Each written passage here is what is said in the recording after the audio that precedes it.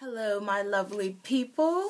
I thought I'll come with another video, and I hope that this helps someone out there because when I started, I didn't know much and I only knew what I loved. So I am doing today the 10 things I've learned since locking. The first thing, I have it written down. The first thing is do your research on locks, natural hair, online, YouTube, books, etc. They're like my hair books that I brought on natural hair, on locks, everything. Okay, the books that I have really been helpful. And the book that I most love out of probably all of these books that I purchased just over the last couple of years is this one, The Naughty Truth. I actually did a review about this book when I first purchased it. This book right here goes into details about locking, about starting your locks, about the history of locking. It even goes all the way back biblically about locking with Samson and how he had 7 locks, and how that's how God blessed him, was putting his strength in his locks, you know, and what happened with that story. If you don't know the Bible, then you might want to read that story because it's really significant about Samson and Delilah and what happened. So, yeah, this book is really important. It teaches you maybe, you know, about using natural products in your hair. It actually also talks about starting your locks, like if you started in a triangle, squares, how big you want them, all those type of things. So it goes through from A to Z. The person that wrote this book, M. Michelle George, did not miss a beat. And it definitely has been helpful. I read this whole book, but I'd like to read it again, just for good measure. When I start doing locks and when people ask me questions, I can definitely give them a good answer. I also have this book, Dreads, and this goes into the history of locking and the different cultures that lock. So this is a good book to have as well. And then I just have like just random hair books as well. Here's one, Locs for Life. That's a really good one as well. So just definitely do your research. When I started with my locks, I just knew that I wanted to do it. And I knew that I love locks. Every time I saw someone with locks, especially a male, I was like, oh, so beautiful. You know, you want to touch them, but then you don't want them to think you're crazy. So that's when I knew I really, really, really needed to get my hair locked. I was already natural. I've been rocking like weaves, braids, cornrows, all of them. And that was like my final step. That's when I knew that, okay, when I could rock my own natural hair and I was comfortable with it, because it's all about comfortability. A lot of people are not comfortable in their skin or with their natural hair. Once you become comfortable with you, then locking would become easy. And that's what happened with me. It was just something I had to do. The girl that did my natural hair already, she was locked. She was like 5 foot, had locks all the way down to her calf muscle, and she had been locking for 10 years at that point. So she inspired me as well as others. Your research. When I moved to Florida, YouTube became my saving grace, I have to admit. I never was on YouTube before I moved to Florida. When I moved from Virginia to Florida, Virginia is where I started my locks at. I didn't know much about it. I just kind of went to someone and let them deal with it. And I think when I moved to Florida, in the area I was in, there wasn't a lot of people that were locked. There wasn't any natural places, lock places.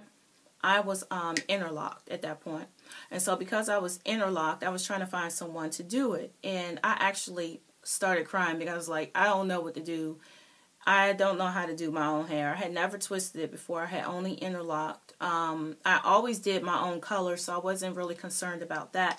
My biggest concern was the fact that I could not find someone to interlock my hair without charging obscene prices. It was one lady that was there who claimed that she could do it. I heard controversy about her over the years of me being in Florida, and that she wasn't actually licensed like she's saying she was to be I guess, to do interlocking or be a loctician or whatever. I let her do my hair one time. She charged me like her crazy price that I wasn't even paying in Virginia. So I went on ahead and went on YouTube. Someone told me to go on YouTube, and I learned to do it myself. I actually just started researching, and I started subscribing and things like that.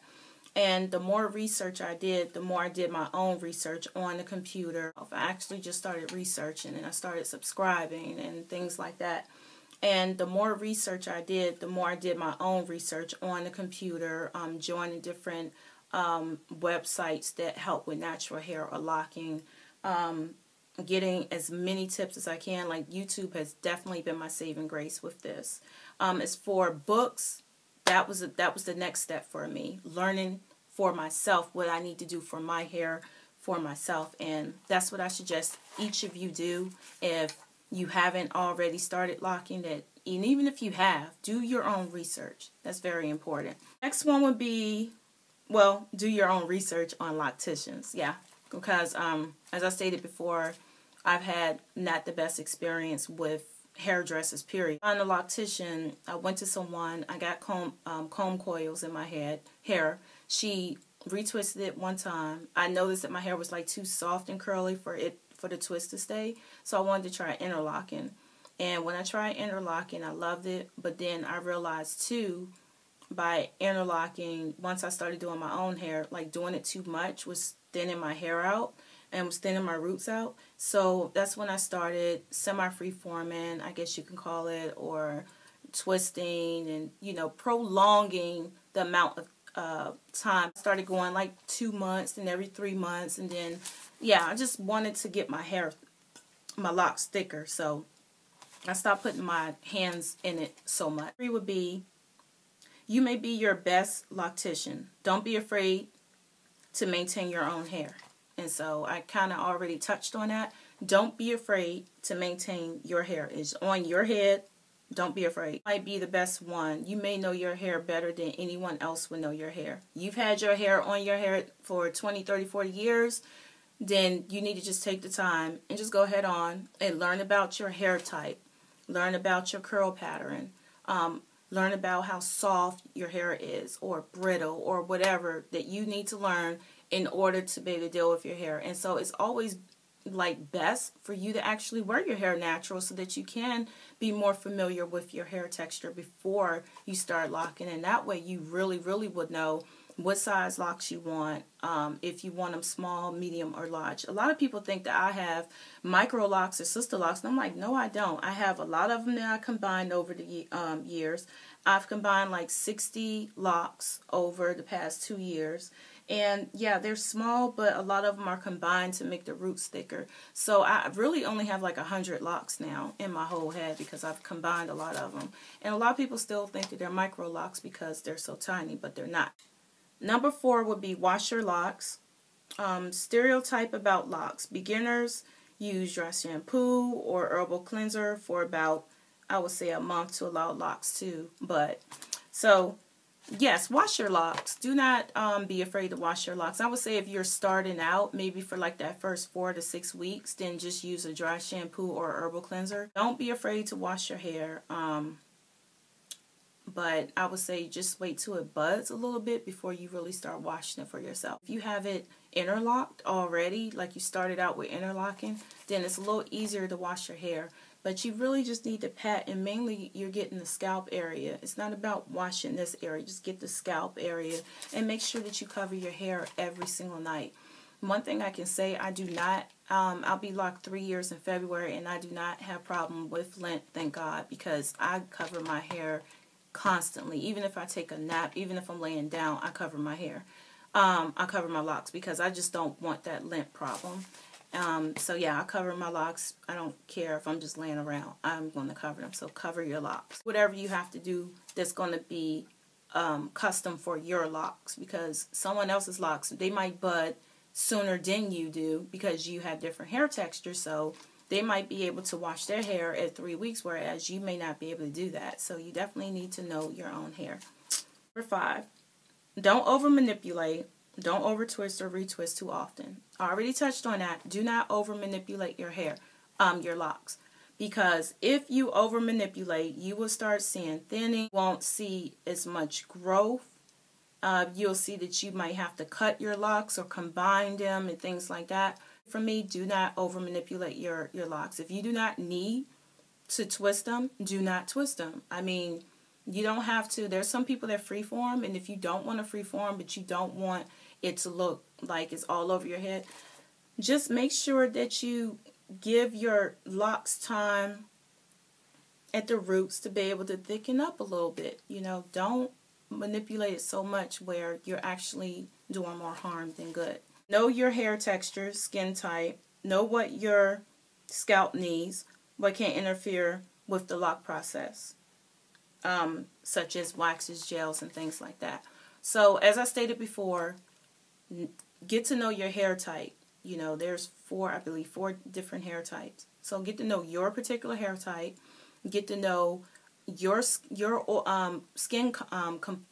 skin, and as far as like if you're oily, normal to dry, combination skin. You kind of want to know that too, because that's a reflection of your scalp as well. Some people may use something on their scalp that might irritate it, and you have to be careful as far as what you put on your scalp, in your locks, and things like that. Repeat. Do not use wax. Don't start out with using wax. Mostly the people that use wax are people with very straight hair. You know, Caucasians, white people, maybe someone that's mixed or of other ethnicities that may not have a tightly curled hair or a curl pattern where it's very loose, and they need that wax to be able to keep the locks together. And very hard to get out. It's hard, and I've never used it. I don't want to use it. I've used gel, and I think the main gel that I really love to use is Aloe Vera Gel, and I mix it with this honey mixture that I make. So you definitely don't want to put harsh things in your locks that will cause buildup. Number 7, read the ingredients. If it's 3 to 5 ingredients are not natural and contain petroleum or some word you don't understand, don't use it. So that's really plain and simple. Read the ingredients before you use it. Just because it's popular doesn't mean it's going to be good for your hair or your scalp. A lot of people like Jamaican mango and lime, or I think that's the name. Every time I use those products, especially the itch spray, it makes my hair itch worse. I'm scratching more, and it might cause like some flaking. So there's certain products that other people can use that might work perfectly for their locks and their scalp that may not work for you. You could become a product junkie, but I would say you kind of got to get out there and see what will work for your hair. Honestly, I recommend just using natural ingredients, and that's pretty much all that I use in my hair. The Eco Styler that I brought, and I also want to get the Eco Styler. They have one with olive oil, and they have one with argan oil, so I do want to get those. But I normally, I'm still using my gel mixture that I made out of aloe vera gel and this honey mixture, and I still have some of that left. So yeah, I don't really manipulate my hair a lot, so I kind of keep this stuff for a very long time. But I did buy that gel, you know, just for if I have clients or if I need to, you know, to retwist